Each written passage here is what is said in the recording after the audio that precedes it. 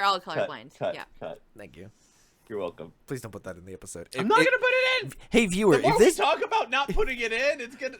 Hey viewer, if this made it into the episode, send Adrian an angry blue sky or whatever the fuck. Then we're gonna cut or that green part out. sky for you guys who can't see blue. I don't know. Just kidding.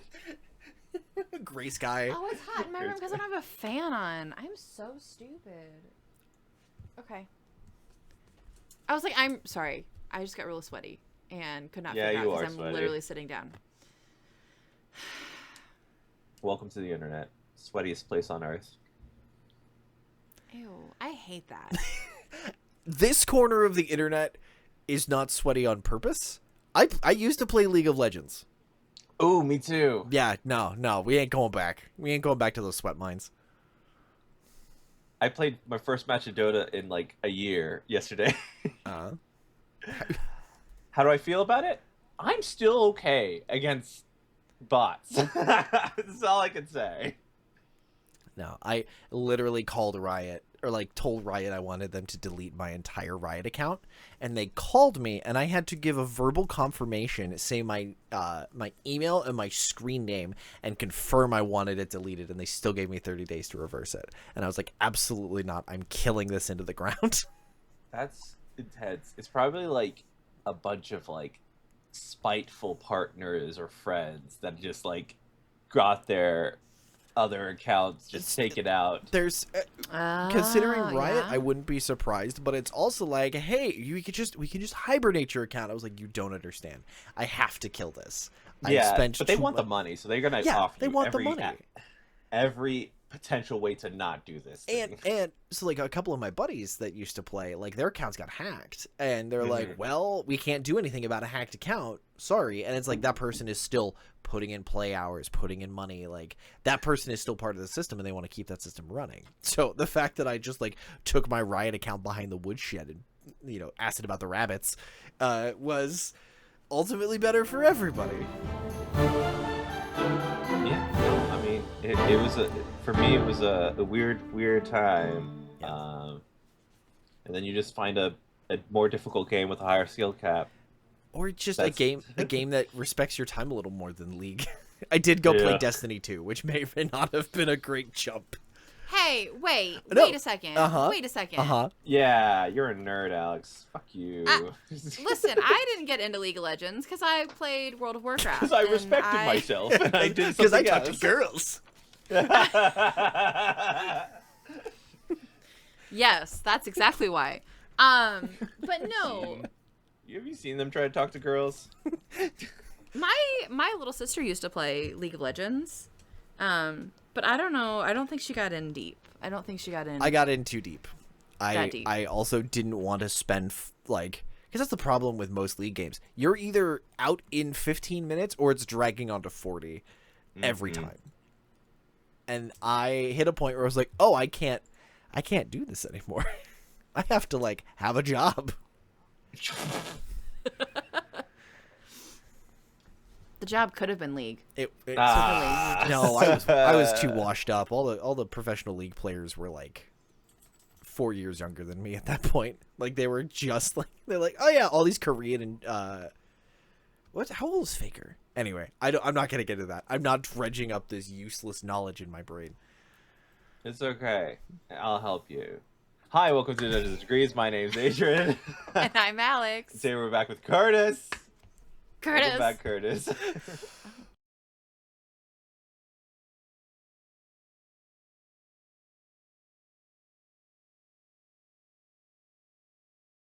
Hi everybody, I'm back. I was invited back. I did not force my way onto the set. I was invited back because they like me or something. Hi everybody. Yeah. No. I mean, it's a good time, okay? Also, we get to... I don't want to say that. We get to attack Alex. No. That's not this. We've already spent too many minutes on League of Legends. Yeah, Legends of you were Leagues, left Leagues out of the Legends. conversation because you don't have that experience. So we're gonna include you. We're gonna make sure you're included and incorporated. Yes, and how else, and what more better no. way to No, by no. directing No. the conversation No. at you? Do you know you're such a wonderful person to play with from what I've heard? because I've not played with you. I've just played against you, I think, as a DM. No, that's true. You played a game Oh yeah, in real life. in real meat space. Which is weird because like similar to like the disconnect of like the world, the darkening of the scenario also made me kind of forget that I was with other people. On Yeah, occasion. that's very true.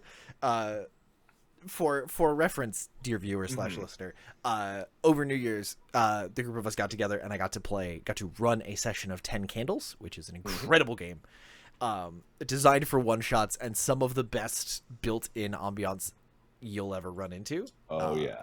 Oh yeah. Because the only light in the room is 10 tea lights, and you blow them out as time progresses, and going into that game, every single character there is going to die. It's how it's how to fight against the encroaching darkness, which is getting more and more applicable to my day-to-day life than I ever intended. It's fine. Everything is fine. That's so good. That's just how the cookie crumbles or something. Can I get a new niche cookie, please? cliche. Well, I don't know. You know Ask what? the It's Hindus. just the demise of white men. Is that the right one? Really, Hold your up. time The has come. Hindus? They do believe in reincarnation.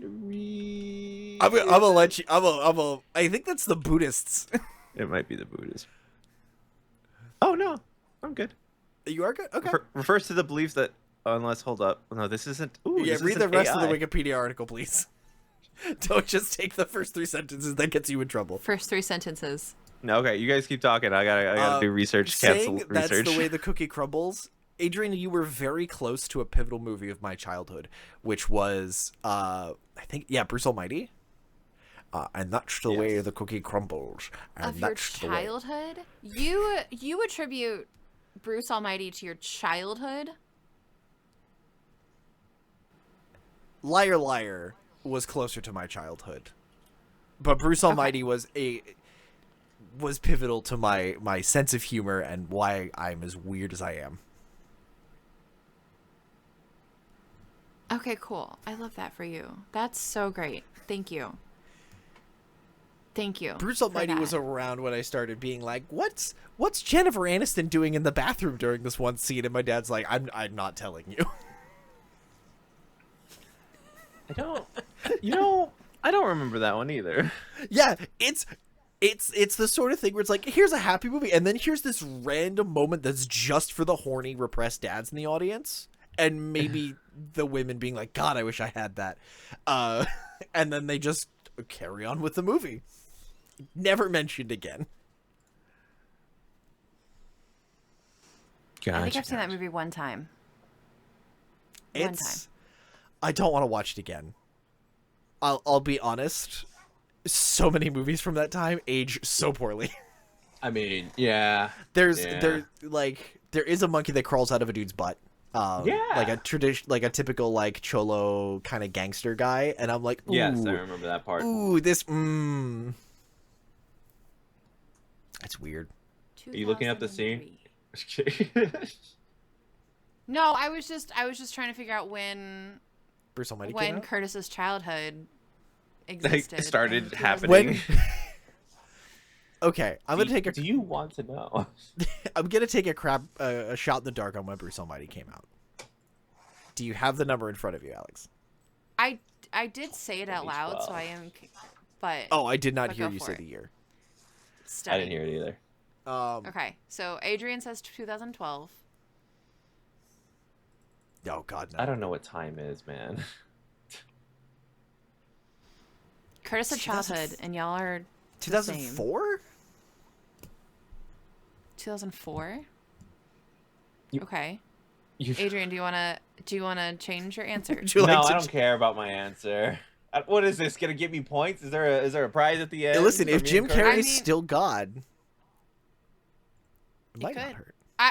I mean, okay, so Bruce Almighty came out in 2003. Oh, I was so close.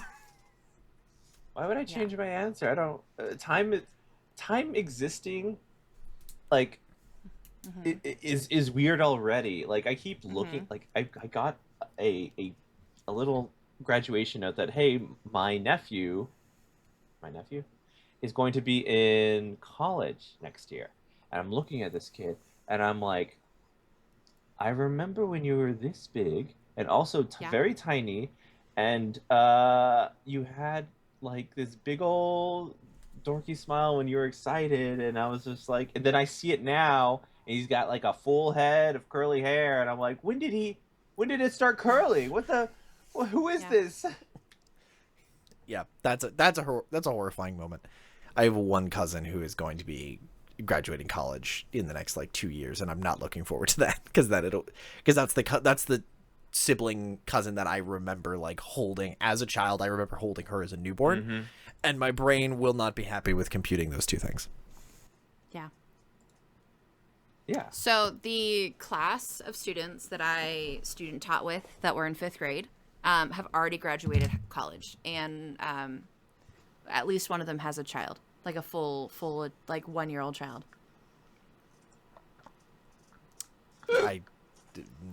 So what are we talking about today? Evidently how old everybody is. No, actually, no. This works. This is an incredible Go with me. segue. I see the segue. Go on. Okay. So, length of time, right? Curtis just ended a fucking stupid-ass long campaign. Impeccable. I know that the stupid ass is inferring on the long, but it The also whole sounds campaign? like Garbage. Stupid ass long. And this campaign. this dumbass motherfucker put it on the internet and thought people would care. A white dude with a D&D podcast. Thank God there's nobody else doing that. But yeah, no. Listen, I've listened to like 5 episodes, okay? It's not that bad. You started at the very beginning when we were like naive, full of hope, and didn't know how technology worked. Listen, no. I have the bookend, okay? I have like 3 episodes at the front and then 2 solid episodes at the end. That's how you write a book, baby. Listen, Beginning and honestly, end. beginning and ending, and just put all the pieces in the middle, and just be like, here's a scene with Jennifer Aniston in it for some reason. Anyway. But yeah, no. So, for people who have not heard of me, hi, I'm Curtis. I am producer, GM, and general work person. That's a terrible sentence. Over at a production company called 5% Chance, where we are we have the technology and we have a crew of folks who know how to use it. And so people are like, hey, I want to run a game. Here's a game I want to run. Here's an idea for a game. And we go, great. What do you need? How can we support? How do we make all the bells and whistles work? This all started way back in the way off year of 2020, where nothing else happened. Started out as a home game. We were like, hey, let's record it. Well, if we're already recording it, let's just live stream it. And then it has sort of snowballed from there with varying successes and failures along the way. But that original game, called the Ash and Shade Committee, ended this February. So a couple of months ago. Yeah, ended in February.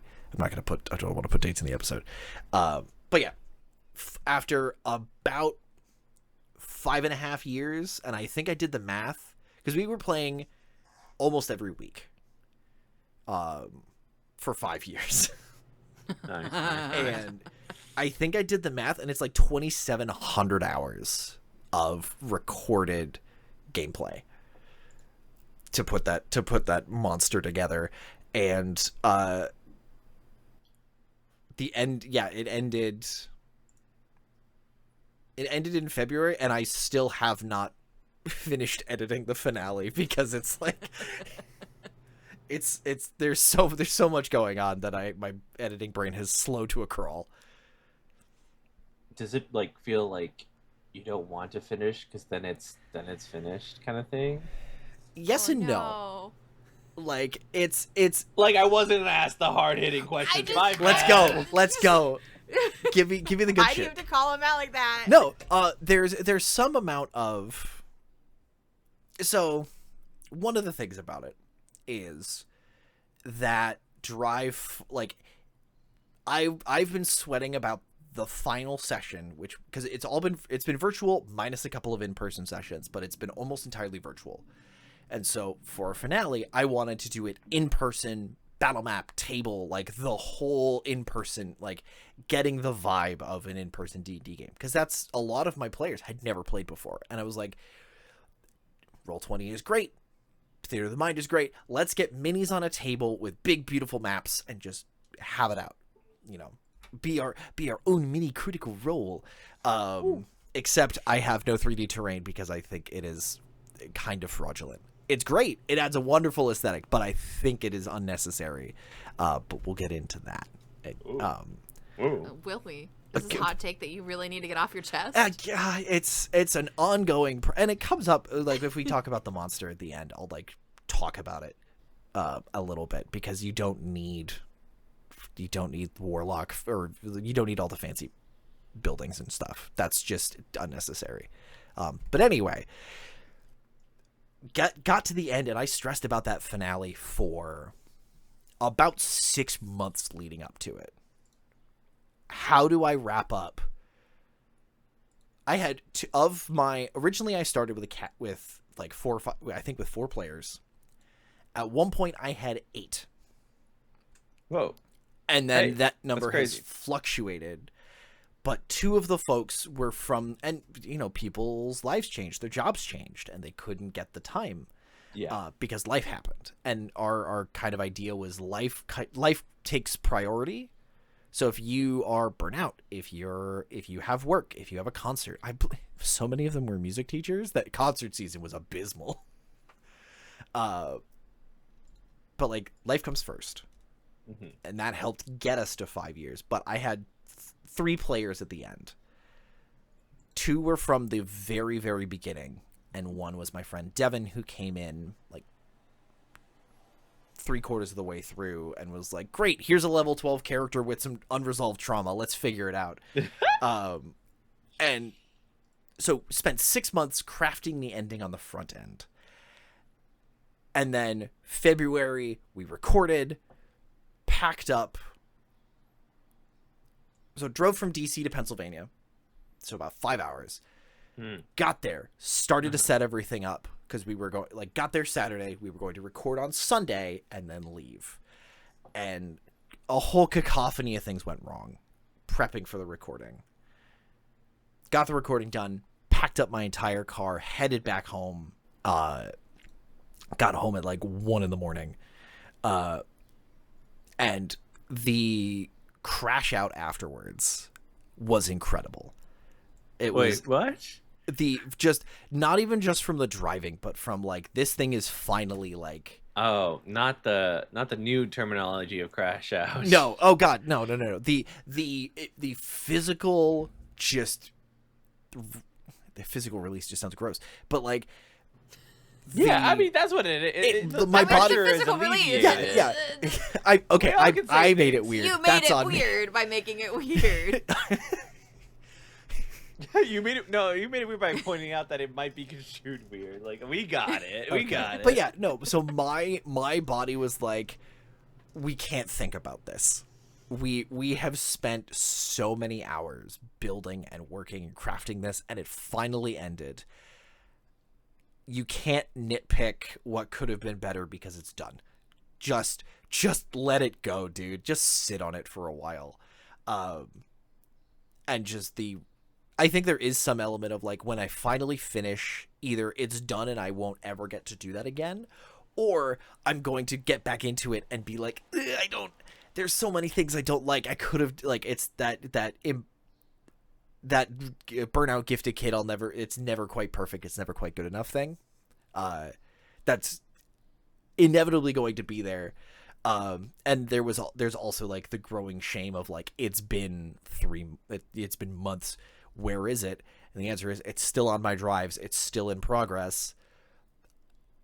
So I just need to spend 20 minutes. I need to spend 40 minutes a day just doing a thing and just chipping away to get somewhere. I thought it was like, I need to spend a general 40 minutes and it'll be done forever.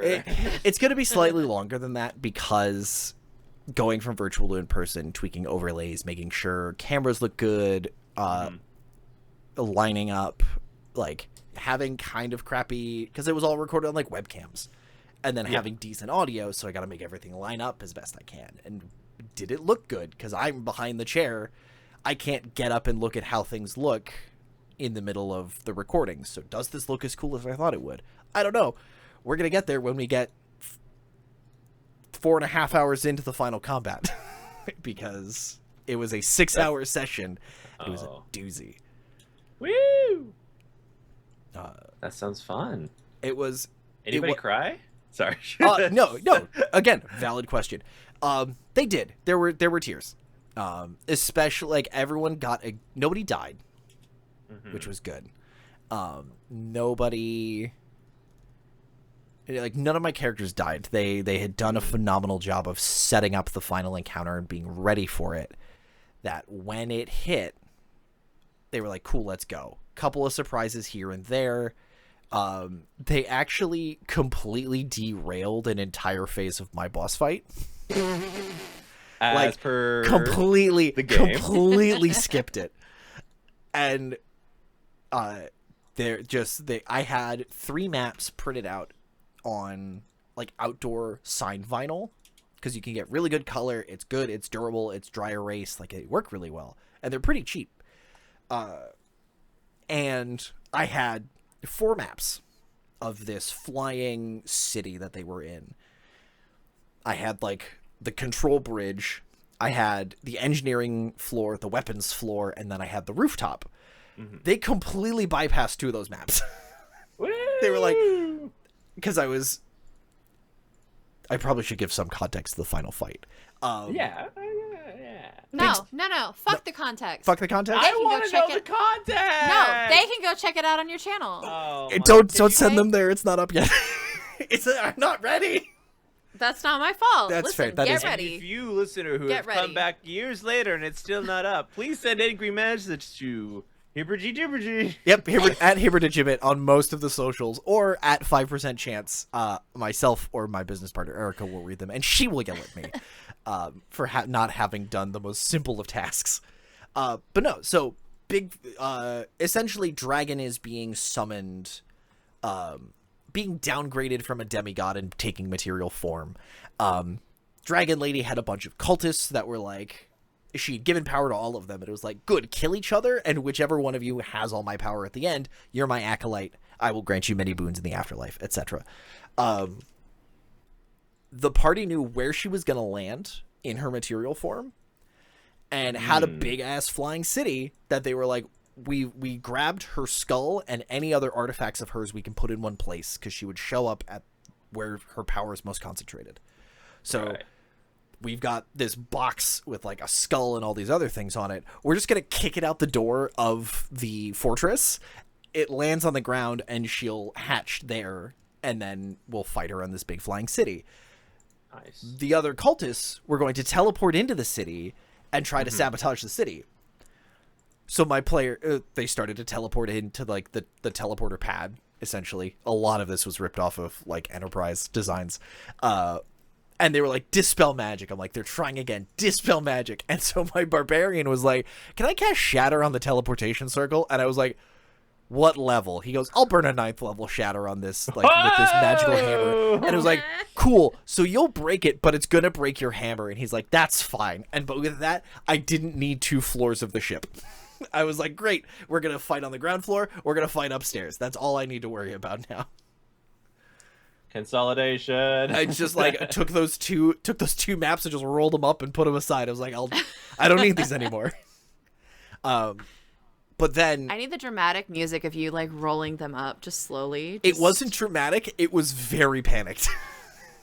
Like I'm sure in the video you watch me like my brain just moving 1,000 miles an hour and my body is stock still, just going, what the fuck do I do? What the fuck do I do? Okay, great. Yeah, is that the meme with the Hangover where the math just goes flying? Yeah, the numbers just like spilling out.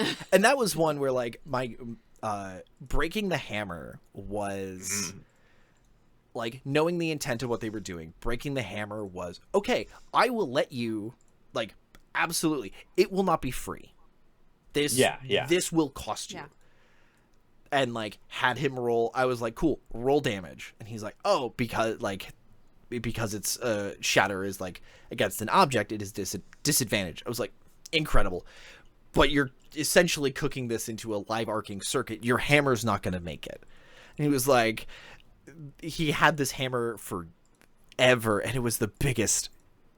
I'm still bad at making magic items. I've been playing D&D for so long, and I'm garbage at making them because they're always less balanced than I think they are. Yeah, that's playtesting for you. Yeah, so finally getting rid of that hammer, I was like, this is fine. I'm okay with this. This hammer is now gone. But then moved up to the top of the citadel, where they were trying to bait her in to land so they could attack her. And said barbarian had also gone on like a soul-searching journey to learn her true name, because as a half, he's a Goliath, so half giant. Narratively, giants were the first people to really pin down magic and put it into words. And therefore, dragons and giants fucking hated each other and almost killed each other. But learning how to speak the magic at the center of things, at the center of a person, of an object, one saved him from killing one of the three fates and having to take her place very early on in the campaign. Nice. And two was like, okay, you have to fully understand who and what this entity is before you can name them. So it's not, I know your name, I get to kill you. It's, you understand who they are at a very, very intimate level. Mm-hmm. Can you kill someone you know that intimately? And he said yes. You're like, yeah, who wouldn't? Yeah, who wouldn't kill her? She's a bad lady. And I was like, all right, we'll work with that. Cool. So she, baited her in, and if he said her true name, he would, if he hit, it was an immediate crit. Mm-hmm. Or no, if he rolled and hit, it was immediately max damage, so he could still crit and then max that damage as a crit, which would be double dice, which I think he did twice during the fight. Amazing. What are you gonna do? Stop him? Yeah, I'm not gonna stop him. They're level 18. This is like high level D&D shenanigans. Oh yeah. It's gonna be messy. It's going to be insane. I think she had like 500 or 600 hit points. And they just ripped through her in 3 rounds. Yeah. Which is why there was a phase 2.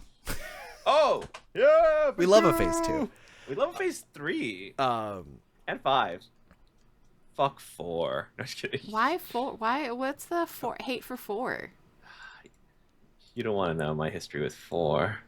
Is it because 1, 2, and 3 make sense, and then 4 would have to be a palate cleanser in order to get to 5? It's be like, wait, you're telling me there's one more? It's like this in between of like, I'm not satisfied, but the 5th kind of brings it back, and it's like, now I will be satisfied. It's why I think like it's the rule of 3 that Nintendo beat, like every video game boss beat into our heads as a child. Yes. Like, okay, I threw Bowser 3 times. That should be it, right? Oh no, I did it a 4th time and it still didn't work. And then the 5th time, you're like, yay, I did it. See. Yeah, that's what I'm saying. Okay. So the 4 needs to be a palate cleanser. The 4 needs to be something like increase in like the 4 is like cool. We're in like one shot territory, and like you almost die in round 4. Then you come back for round 5, and you're like, that's the real boss fight. But I agree. But yeah, so ending that fight, there was a lot of concerns about like raising stakes and how do I. That's the most I've seen my characters look at their character sheets and the items they have. Right. Ever. Because they were like, oh, I'm not going to use these magic items. And they went, wait, what about all these magic items you gave us? And I was like, right. What rules did I write down for this stupid magic item 18 months ago when I gave it to you in the woods? And you're like, nah, it's going in the bag of holding, never to be seen again. Yeah. Just dredge all these things out. Did you plan for those magic items in your plan? No. And I'll tell you why. The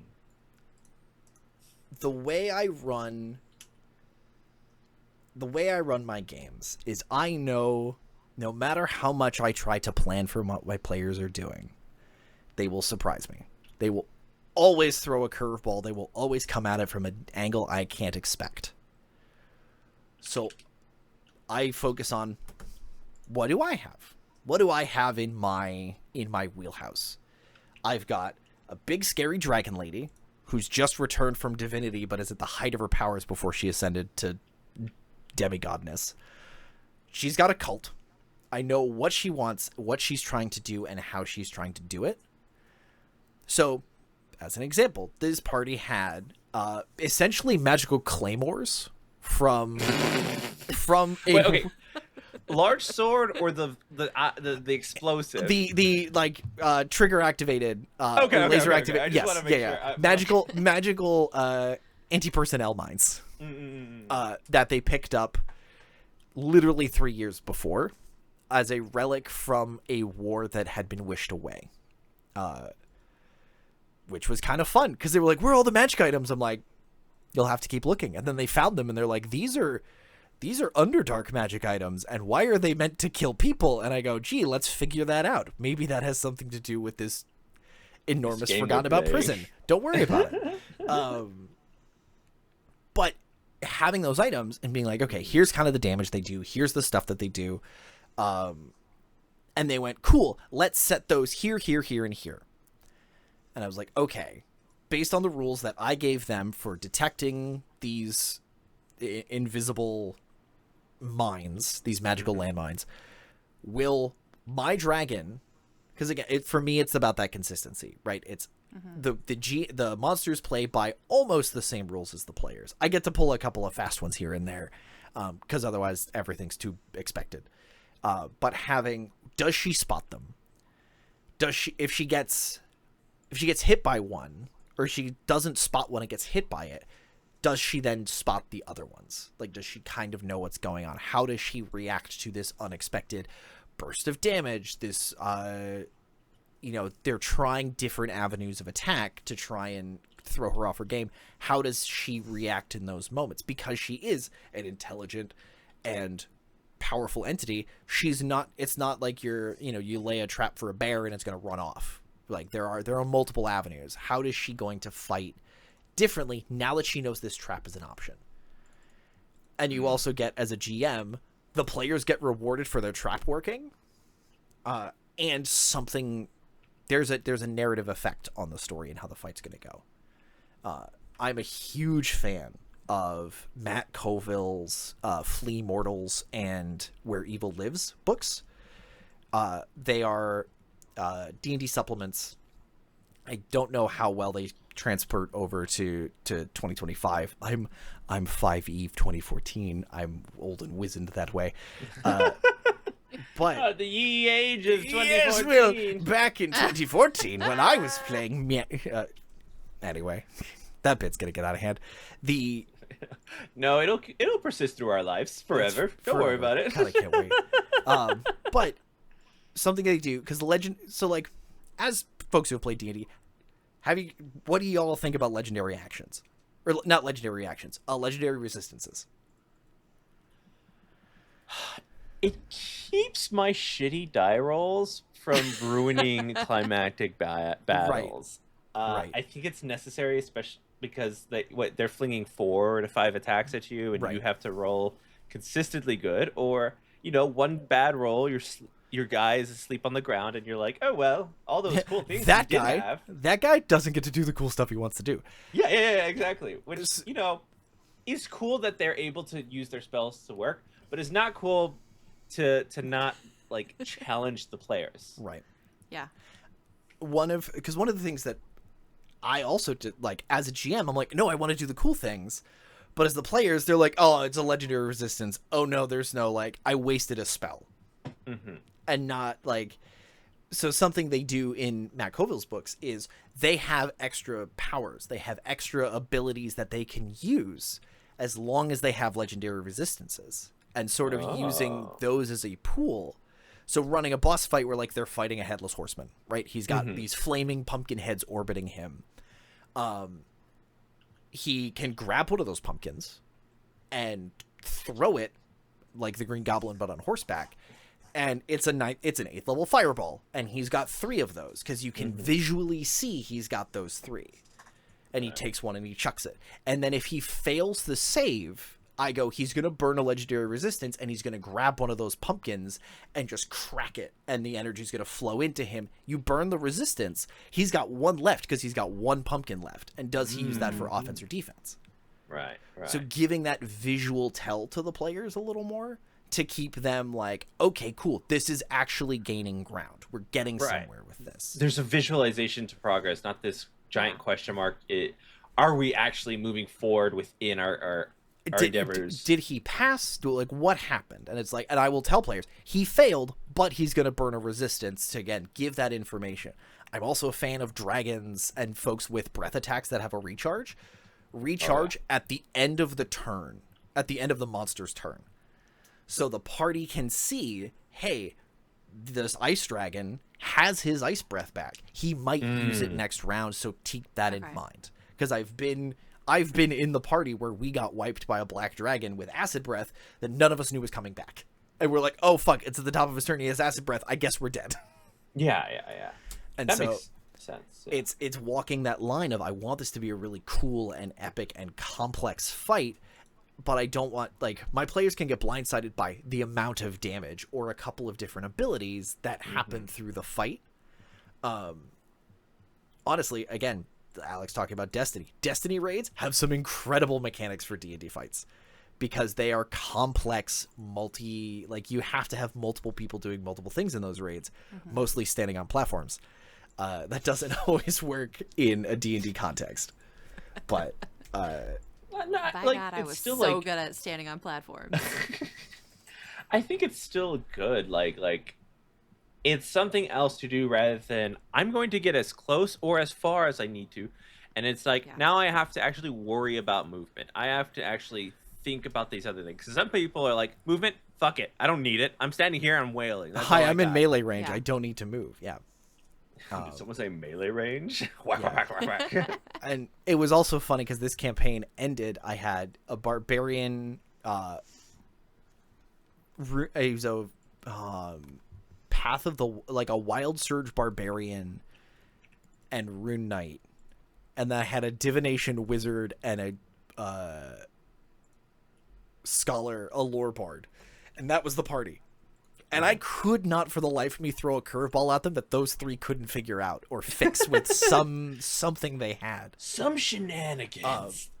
And that's where, okay, if the fights just kill the monster, then that's not fun. So what do we try to do? How do we make the fight more interesting? And so one of the things, again, broad context, because that power was stolen as part of the wish that forgot the war, she had stolen that power, and she was not supposed to be where she ended up because of the original pact that separated the dragons and the giants.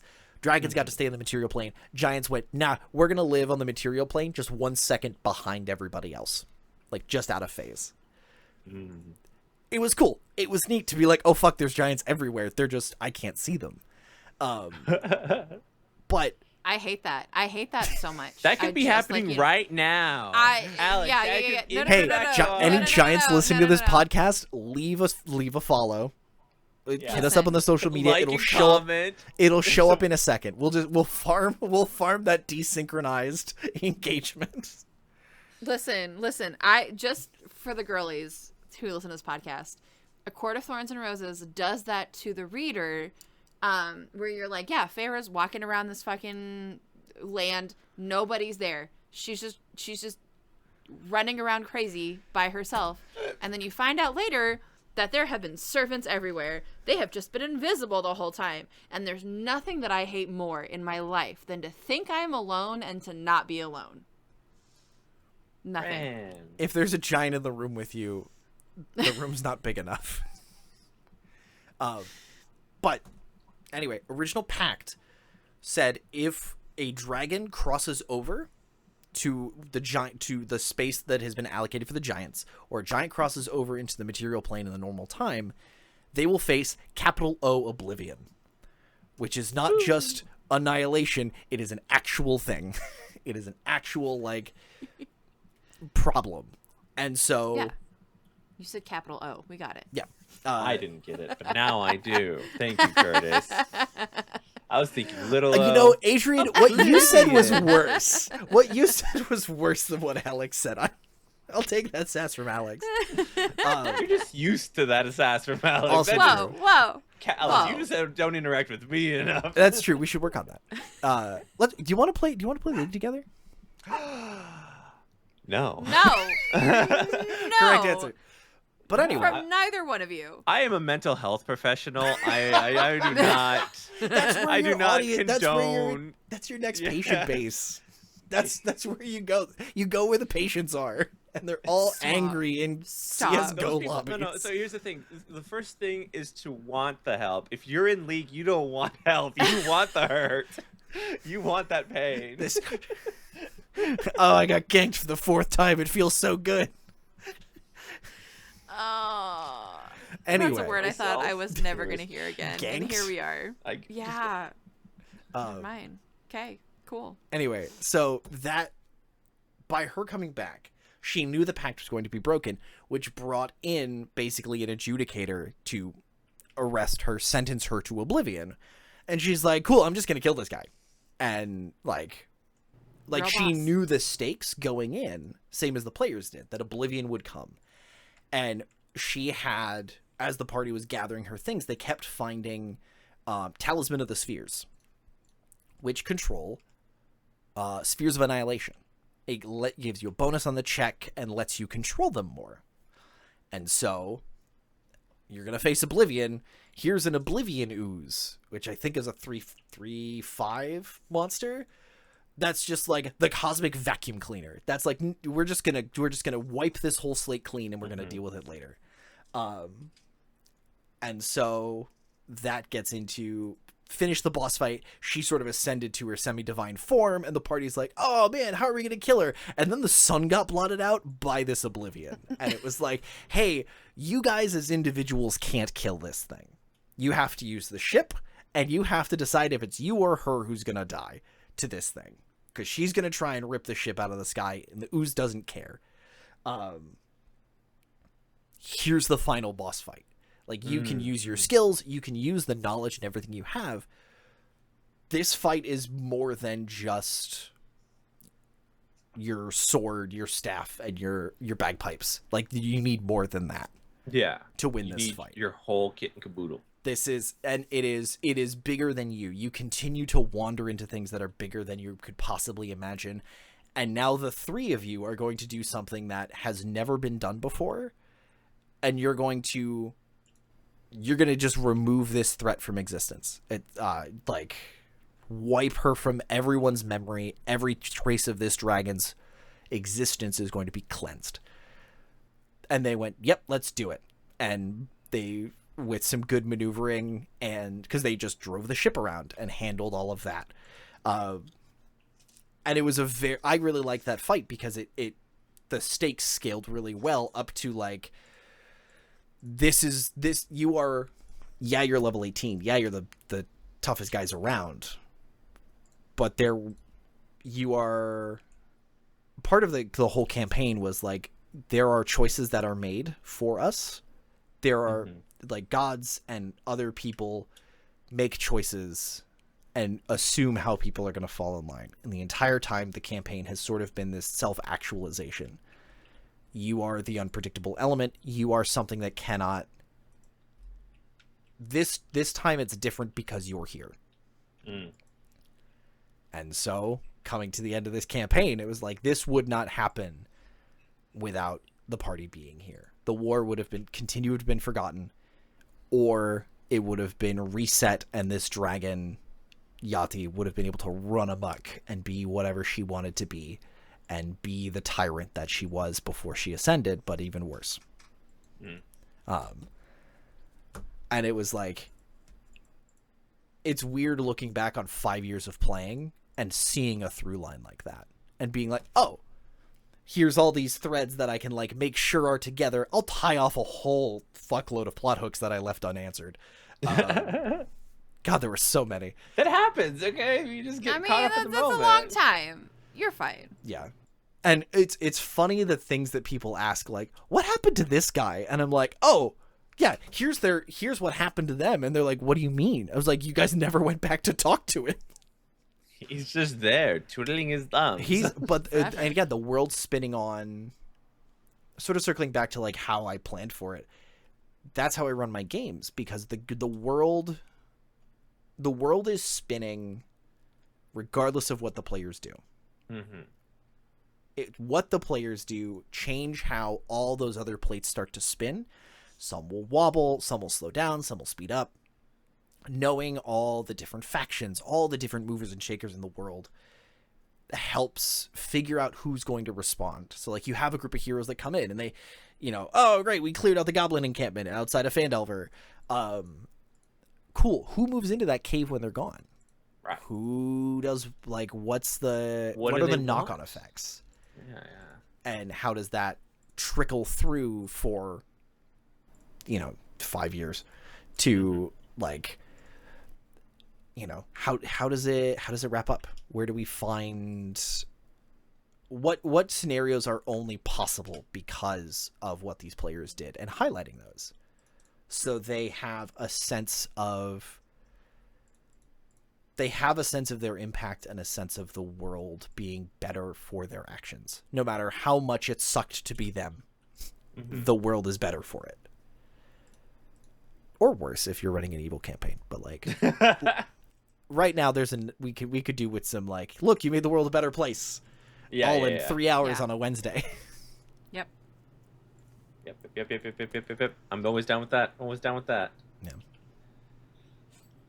With all that kind of went down, what was the kind of the vibe in the room essentially?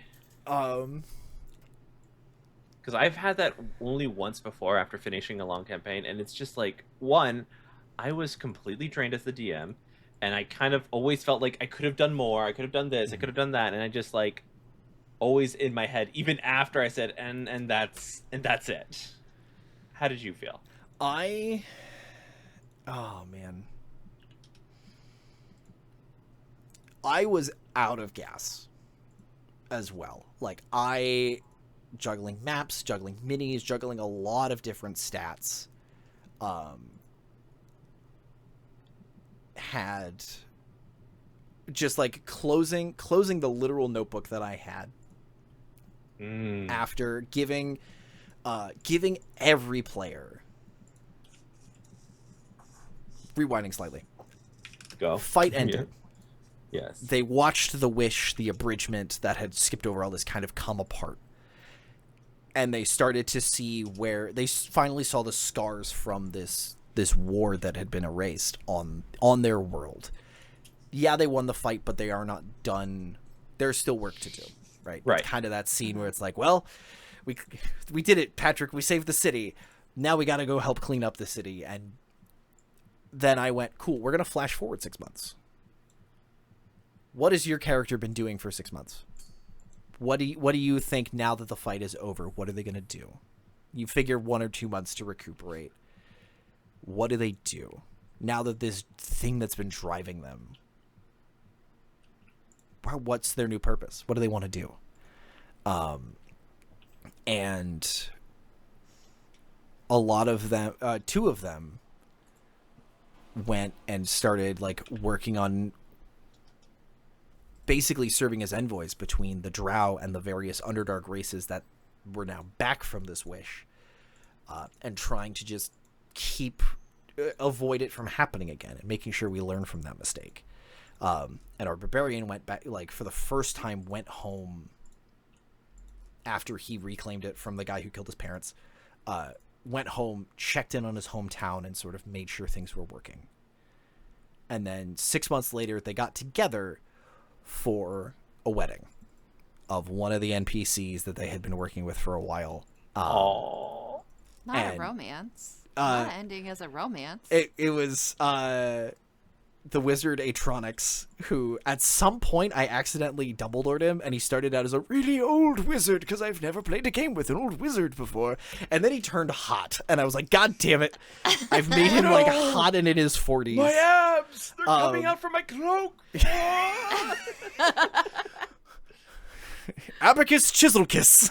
Just, but the wedding was supposed to be officiated by the bard's father, who sort of ran this tavern where they had met. He died. He blew the fuck up. That was the dragon's last, like, ha ha ha, I'm gonna start stabbing at your weak points, and that just made the bard made Rachel, who played Thalia, be like, cool, I have zero tolerance for you right now. It turned the happiest, like, kindest player into, I'm gonna kill this bitch, but she would never say this bitch. This dragon will die, and like it was the John Wick moment. So they rebuilt the inn, and she officiated the wedding for these two NPCs that they had met in the rebuilt version of her father's inn. And it was this beautiful sort of tying together moment that the players were all buying into and setting up, and it was the three of them just at a table having a beer while everyone else was celebrating, and just like, after not seeing each other for months on end. And it got that sense of like, the vibe in the room was, I'm sad that it's over. I'm that it's not happily ever after. Right. It is, because unfortunately not all stories are going to be like that. This story ended well. How do we, like, we gave the characters the ending. There's no reason to keep playing them. And everyone got the chance to say goodbye to the character that they'd been living for 5 years.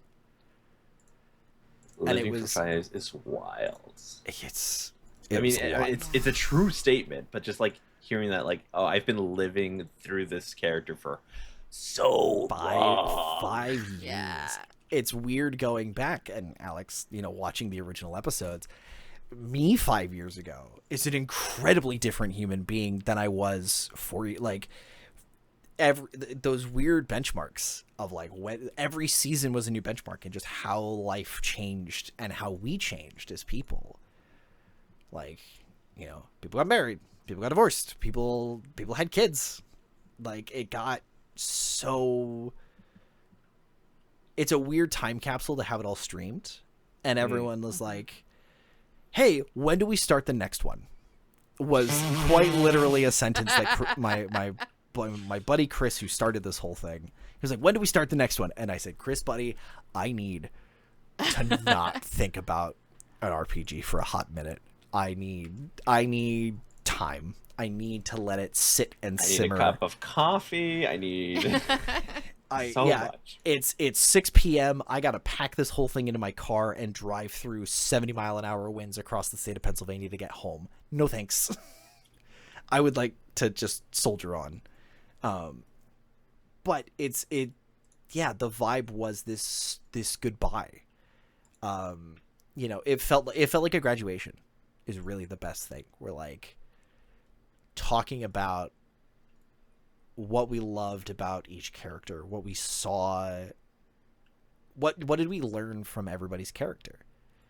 Because I know my NPCs are bits of me that I like or dislike, get kind of sprinkled in for fun. Trying out. It's all roleplay. It's all just trying things out. Seeing, how would it be with this, like, here's this quirky kind of weird eunuch that lives at the center of reality. Don't worry about him.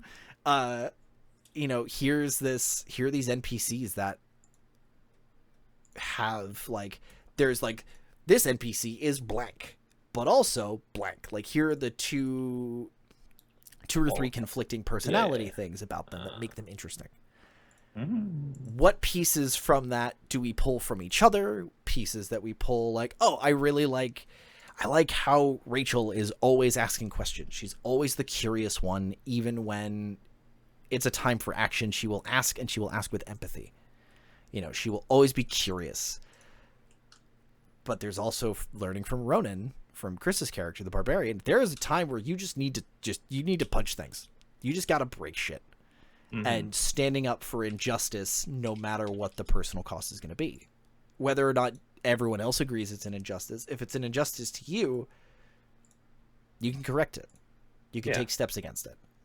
And then Devin's character Ding came again. He was the divination wizard. He came in late. So we went, what do you do? He's like, I'm an old divination wizard who finds magical objects that float through. He said, I live in between the drywall of reality. I live in the astral sea, kind of like Bruno, but less. Okay. But less South American. And taking ownership of the mistakes that put him there and continuing to do good, even though it cost him everything once. There was also a thing where he was his own like jailer and warden for a future version of him who did not learn to let go of a loved one's death, kind of a Stephen, the evil Stephen Strange from Multiverse of Madness. And he went on trial against himself to be like, I am different than this version of me. I am not this threat to reality that this version of me will be, and had to like go through and prove that he was on a different path. And they were like, all right, cool. Well, we're not going to make you carry him around in a ring of mind shielding anymore. We'll hold on to him. But if this shit keeps happening again, we're going to have problems. By the way, Mechanus full of weird NPCs and cool mechanics that you can use. Yay, Mechanus. Is that a book? Is that a site? Mechanus. Sorry, you went for a drink and I just immediately asked 30 questions. No, Mechanus is the plane of order. Or one of the places on the plane of order. It's where Modrons are from. The little tiny weird clicking. Oh, the weird little dice-shaped guys. Yeah, the weird little clock guys. Okay. Modrons are from there. Modrons have always been one of my favorite D&D like entities, right? Because they are a purely hierarchical hive mind that follows instructions from above. There is no internal thought from a Modron. In fact, in older editions, the Modrons can't communicate with people up until they're like a tridrone or a quadrone. Like, you have to have a certain level of intelligence to even speak. And even then, if you're not on mission, if you're not a thing they have to engage with, they will just do the job without talking to you. But Mechanus also, I think in the 5th edition lore, are you familiar with Slods at all? Sluts? Slods. Slaads. They might be.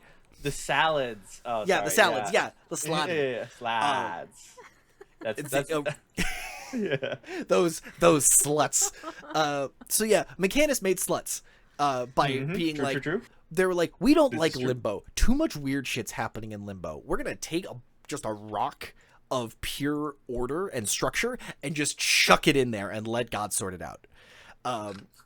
And so these things, they call it the spawning stone because it pulled enough of them together to make them coherent. They weren't just weird swirling forces of whatever. They were like, oh, I have intent. I have purpose. I have rational thought. Now I can be a menace to everybody else. And they call it the spawning stone in 5th edition. But like, Mechanus is the most, the bureaucratic place. Like, there is all these forms are done in triplicate. Everything is like 4 or 5 steps. But they also have something called inevitables. Which is, like, I love that face, because that's such a good, like, if you break the rules, if you pass beyond the bonds of death, or if you outlive yourself, if you violate time, or are trying to control time, and Mechanus thinks that, like, okay, you're now a problem. They're basically a single machine that is designed to hunt you down and either kill you or take you back to Mechanus to be tried. There is ones for and there are ones called Marits that I believe they're Marits that if you make a deal, if you make like a legally binding contract of a high enough scale, they write it in gold on a gold plate. Or they carve it into a gold plate in the center of this thing's chest. And that is basically the trigger for it. If that pact is broken, it wakes up and then deals out whatever punishment is on the plaque for that. And that was the thing that was like, if you break this, you will face oblivion. was on a Marit. And it's a fun way to go, here's the thing that can be pointed in either direction because it does not care about. Right. It's it only the rule of law. Yeah, the rule. It only gives a shit about the letter of the law. It does not care about the spirit of it. If somebody breaks the spirit of the law, they will do nothing. But if you can trick somebody into breaking the word, this thing will hunt them to the ends of whatever plane they're on. They literally don't have to roll to hit. Every attack automatically hits. It says in the stat block, auto hit. Roll damage. There's so many things in D&D that I just look at the pictures sometimes. That's why I knew what those things were. I'm like, oh yeah, those things. They're kind of weird, but kind of cool. I never really looked into it. That's an upside of D&D is you can do everything's been done in Dungeons and Dragons at some point. So what cool stuff do you pull from? And that's where the Oblivion, and I forgot that I have it sitting here. You know how I was talking about how I don't like minis and don't having that representation on a table? There is something really neat about going. Bye, bro. We'll get you back. So here's the ship that you are all now driving. Congratulations. We've zoomed out. Your ship is about this big. Here, in comparison, is the dragon you're fighting as she ascended to godhood. So 4 or 5 times the size. Big, scary, godlike entity. We're going to keep the dragon on screen. Come here, you. And here is the Oblivion that the dragon is now fighting. This is the monster that the dragon is afraid of. It dwarfs this thing. The monster fights. It's a kaiju fight. And you guys are driving a flying city with guns on it. What do? That's where that's a reinterpretation of it, and I think there's one in the 2025 edition called an Oblivion Skull or something like that. But it is this there's so many cool stuff in the old books. 3, 5, and 4 had some really neat ideas. 4th edition, I will defend because that's what I learned to play in. It did its best with people that were like, what if we made this more like a video game? And it's really cool, but you get really broken really quickly, and that's less fun. But the cool mechanics and some of the cool ideas and maneuvers you can do in 4th edition make those fights really interesting. And that's where I pulled the Oblivion from and figured out those attacks and the abilities it has. And again, it's a more homebrewing than most people want to do, as opposed to just I flip through the book. Can I grab a monster at the right CR and I'm good to go? But for a finale, for a big boss fight, it's worth sinking some time into the mechanics and what works on this thing, what doesn't work on this thing, what makes it. Is it maybe it does something. Also, Pokemon's a great example, right? You have Slaking, or Slacking. I can't remember how it's pronounced, but it has the best stats in the game. For a non-legendary Pokemon, it has the highest base stats, and they balance it by it only attacks every other turn. So you could have a monster that goes invulnerable every other turn, but can't attack. So the party gets a turn to position. And then it wakes up and it hits like a truck. But there is a window of opportunity that the party can plan around and then execute that plan and feel brilliant. Oh, yeah. Oh, yeah. That planning together. When it's down to the wire and you see them just not exactly the numbers, but I have this cool attack and I have this cool attack, and if we do this, we could potentially maximize what we need to do. The best question to hear at a table is, does anyone have anything? And then the rustling through papers and oh god, what do I have? I've got this thing. No, but I already used my action. Presenting it like a puzzle and going, hey, at the center of this puzzle is another player character. They're gonna die. They might die if you do nothing. What do you got for me? And they go, hold on. can I do this? I'm also a rule of cool GM where if you have a brilliant idea or are willing to make a sacrifice for it, Oh yeah. like burn the stakes, burn the candle at both ends, make the stakes high, and make it feel as climactic as it should be. Because when it is over, that's an ending that they're going to talk about. That's an ending they're still talking about. Like, my players are still talking about this boss fight. And that's like, you know, it's been a couple months, but I'm sure, like, I know I'll remember it forever. I won't remember it for the same reasons they do. I'll remember it because they surprised me and bypassed 2 whole maps. What they were willing to sacrifice. They were willing to make the trade. And okay, if I really needed this to be mechanically included, I needed a different way in. You know, but also I am super happy to give them the win when they earn it. When they make a choice, I don't want to be like, well, you broke this way into the castle, but what about this way into the castle that you didn't know about until I told you? Like, that feels shitty. That feels unbelievably shitty, and that kills the vibe in the room so quickly. Killing your darlings as a GM, I'm so bad at it, but I'm getting better at just being like, well, that was a really cool idea that I had for this NPC. I guess he's not going to happen. But then I remembered what the players don't know, I'll just use on them later.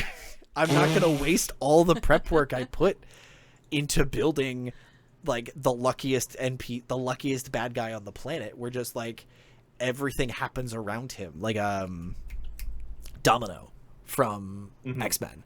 Like, I kind of built a character with this vibe to him, and he got annihilated.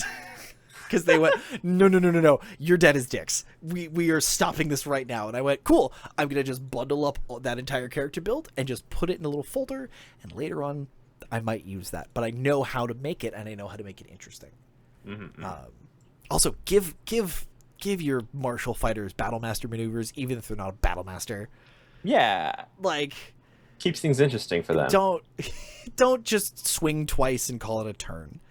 And I'm done. What are you bozos taking forever? Steal. What was the other one I did? Having a boss with the he was a paladin, but while he was holding this axe, he had access to barbarian keystone abilities. So he had the zealot's keystone. Local man is literally too angry to die. As long as he was holding the axe, he could not die. And they were like, okay, yeah, we'll put him down. And then like he took a cannon shot to the chest and just stood up and kept going. And they went, what is happening? And wait a minute. 2 turns, like, he raged, and they were like, what do you mean? He's a paladin. I go, no. Interesting, isn't it? He was smiting you a second ago. Oh, he's still smiting you while he's holding this. This is a problem for somebody, but it sure ain't me. Until they hold it. And that's another thing that I love is, like, you're holding this item. It's promising you things. What do? It's a +3 great axe. What do you want to do with it? Are you willing to put up with it? Are you willing to be corrupted by it?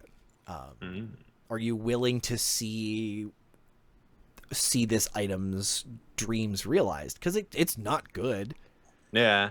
But are you? But it's like, really cool though. And especially for the loot goblins in the room, man, going from +1 to +2.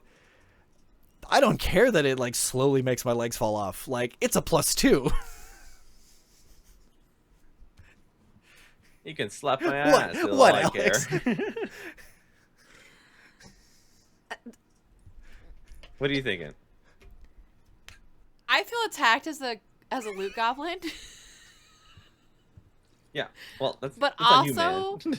but also on like Borderlands, those were like my favorite types of weapons. Were the ones that were just like partially AI as well. Oh, that's a good, yeah. But because Borderlands is such a game of +1s, right? Like, how many do I have more green arrows than red arrows? Yeah. And that's the only thing at a certain point, Borderlands had too many numbers, and I was like, Green Arrow, yes, good, more damage, better. Like, Yeah. No, I was just saying, yeah. I don't know. Alex had a face like there was a rebuttal coming. There's a rebuttal. You guys also have to remember, I'm flying blind. I have no idea what's happening. You know what the green and red arrows look like. I mean, I know the green. No. I don't see. I don't see faces right now, y'all. I can't see y'all. Oh, because you took off your glasses? No, because I'm on my home computer and it just fucked up a little. And it doesn't work like that. Right? So I can't right. see. I don't. That's now why I'm in doodle mode. Okay. Do you? So. What do we like a crowdfund for you at Gen Con? Just like, hey, walk around with a hat. This poor woman doesn't have a good computer. She can't stream her games. Please help us. It's getting fixed. Okay. I'm doing my best. I'm doing my part. I'm Monsters Incorporated. I think Adrian is definitely the Wazowski in that for some reason. Like, that's just the vibe that I get. From that, yeah.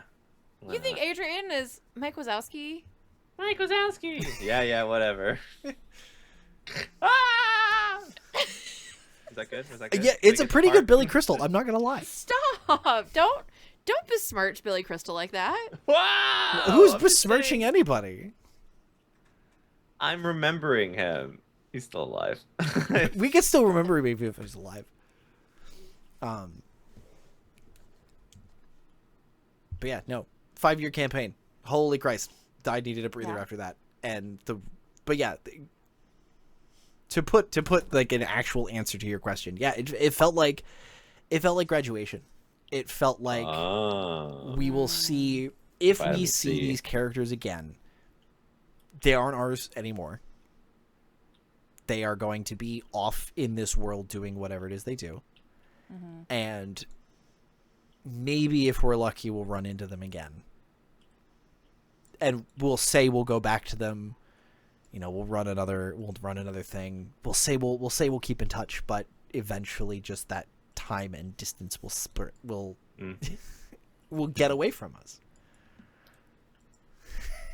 That's what's gonna happen with me and Alex, even though we don't even see each other. She moves to Dallas, and it's over. It's over. Don't you, Adrian? Absolutely not. Don't you dare put that out there. Oh, we meet weekly. This is pretty stuck. You know what? You're right. You survived my marriage.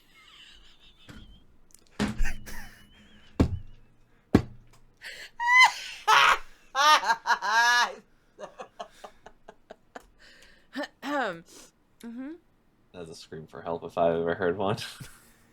You know what? No, this time next year for sure. Like you've superseded any previous record of a person being in my life. That's a gross realization. Oh, I was gonna say something, but that's just very insensitive. Insensitive to whom? You. Yes. Oh. You know it already. There we go. I'm sure I do. I think I do. I don't know. We'll just leave it at that. I don't think I do. Where can they find you, Hibbity Jibbity? Hibbity Jibbit? Curtis? Where would they find you? God, most places I shouldn't be. If you're why do you just say it like that? I was gonna make a joke about being in like top secret clearance areas where I shouldn't be. But to answer the real question, people could find me largely on YouTube and Twitch. Both of those are 5% chance. That's the number 5% chance. We got a lovely blue and yellow logo there. But yeah, I'm usually if I'm not on screen, I'm usually behind the scenes helping coordinate and run tech for folks that need the help with it, and just working on projects here and hither and thither. Awesome. Thank you, dear listener, for joining us on another episode of Dungeons and Degrees. You can find us wherever pods are cast, so be sure to like, subscribe, rate us 5 stars, whatever it is, the thing that you need to do on your podcasting app to help support our show. You can share us with your friends, your family, your neighbors, your enemies to lovers, your close proximity, your Only one beds. It's my favorite trope. When you're only one lying in bed. bed because there's only one bed at the ski lodge with the person that you really can't stand, offer them an earbud and my listen favorite. to Dungeons and Degrees. You can also find us on all social medias at Dungeon, the one Dungeon, the letter N, Degrees with the S at the end. You can also help support us at patreon.com/Dungeon and Degrees. All right, so now it's the part where we compliment Alex. Alex, you are so great. Weird. A treasure to be in a room with. Hey, Alex. Oh, Real quick. what? We're gonna get very close to the microphone. Hi. What? No. You're incredible. And an Okay. absolute delight to talk with, to listen to, and just to be anywhere within 1,600 miles of. Anybody further than 1,600, get out of here. Oh, I'm talking wow. to you, Logan. What, I was about to say this, Logan. what an oddly specific shot in the dark. Shot across the bow. Shot across the ocean. Logan knows. I'm in Logan's DMs all the time, okay? Logan knows. Logan knows. When you walk Okay. into a room, you brighten somebody's day. That's all I got. I mean, I got more, but we'll save that for later. Save that for Gen Con. Please. All right. Not Thank if you not if s- not Go if ahead. not if there's schemes. There are There's. schemes. I bet. That's just life. Thank you Thanks, my name is Adrian. And I'm Alex. And damn it, I was gonna be Alex. And I'm Okay, you Curtis. can be Alex. I can be Calax? I'm a shelf. I hold so many board games. I shaped an entire industry so all the boxes fit on a Calax shelf. Look at me. I'm an industry icon. Go have some fun. With a board game on your Calax board game shelf.